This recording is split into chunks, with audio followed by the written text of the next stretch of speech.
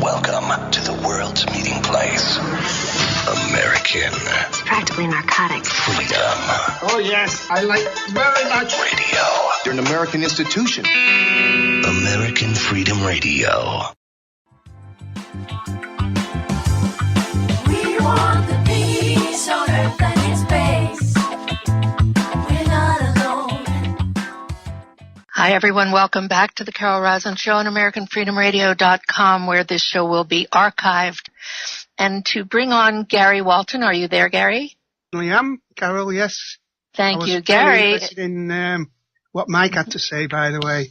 Oh, yes, and we've got more to come after you do your very quick data briefing on what's going on the planet. Gary is one of the world's leading deep researchers, a very rare update every day that you can find of what's going on planet Earth. He's just going to give us a quick summary of some of the things happening today and that happened this week and anything else that he thinks is vitally important. But if you will go to his website, thebigwobble.org, every day you will be amazed at the information that you're going to get, and you'll be very smart and be able to prepare, hopefully, in a different way for your own life. Gary, thank you for coming in from Holland. Please give us your briefing, your update.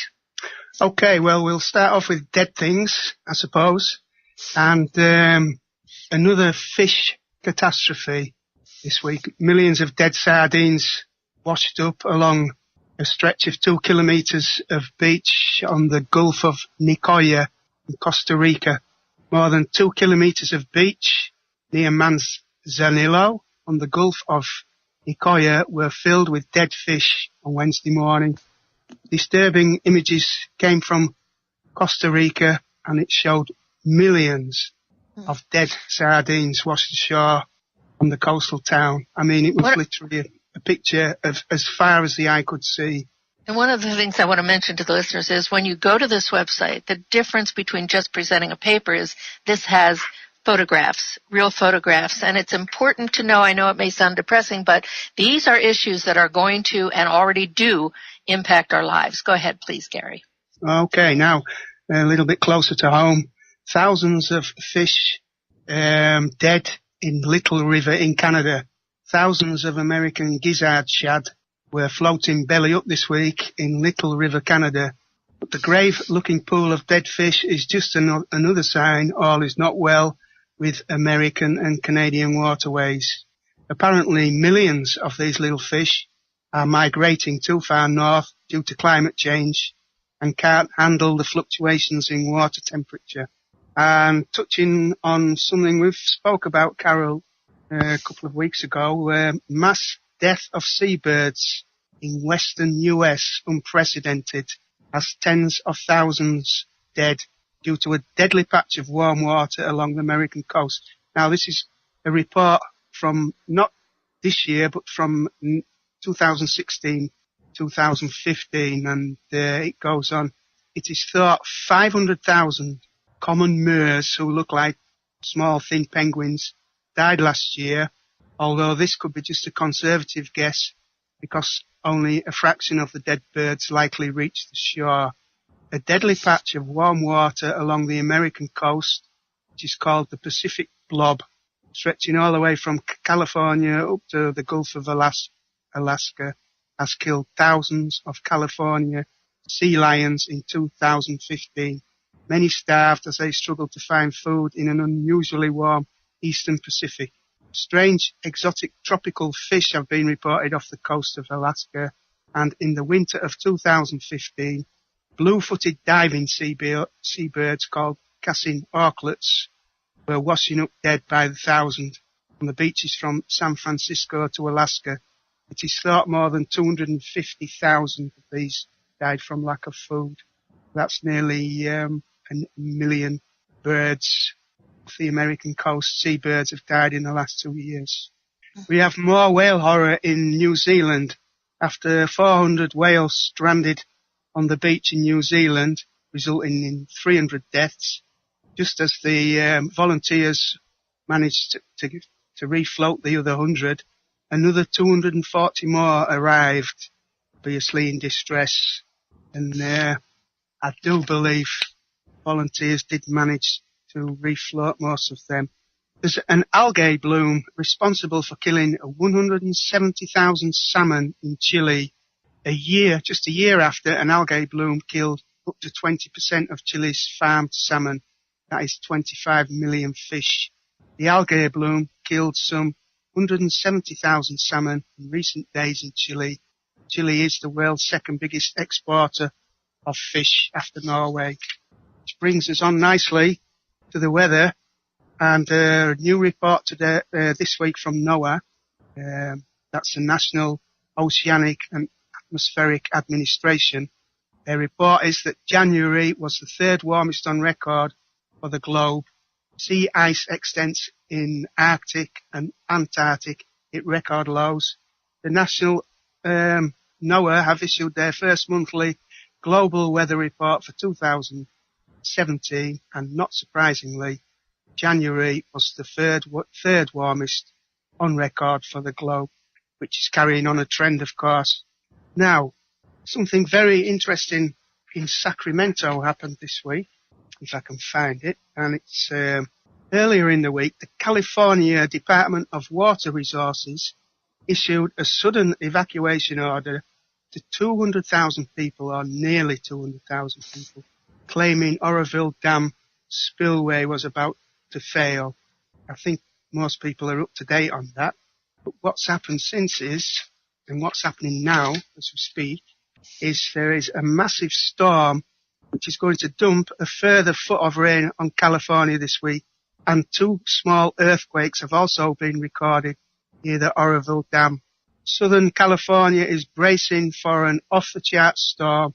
It's the strongest storm to hit Southern California in many years and is expected to dump torrential rain with flash flooding and strong winds.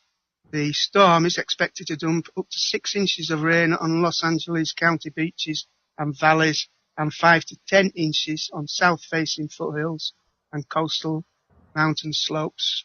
2 dead after a week of record-breaking rain and floods, with massive damage to crops and infrastructure across Western Australia.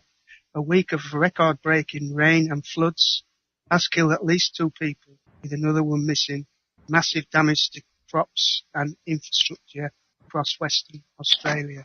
And if you can remember last week, the temperatures in Western Australia were hitting 50 degrees Celsius and killing thousands of bats in the area.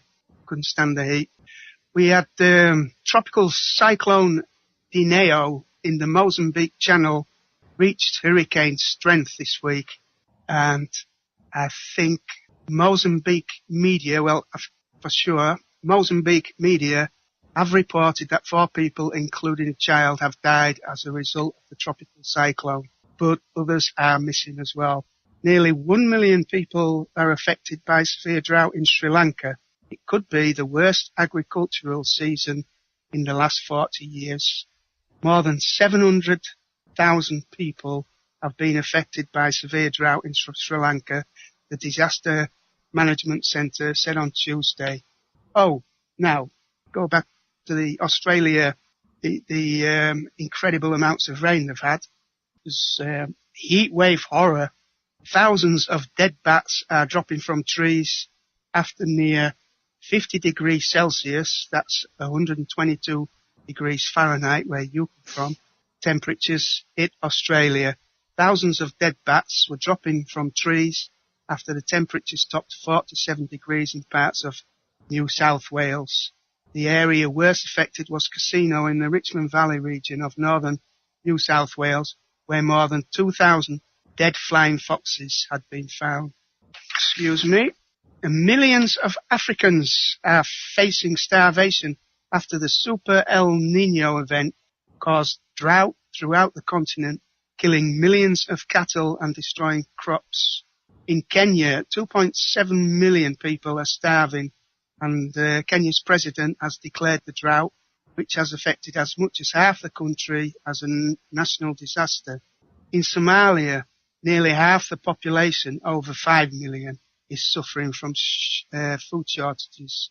More than 1 million people in drought-hit southern Madagascar are experiencing alarming levels of hunger. Meanwhile, as South Africa contends with severe drought, officials at the Kruger National Park have put a plan into action that they say will help avert mass die-offs there by selective culling of some of the park's largest grazers. They've been killing around hundreds of hippos they've had to kill and hundreds of buffalo.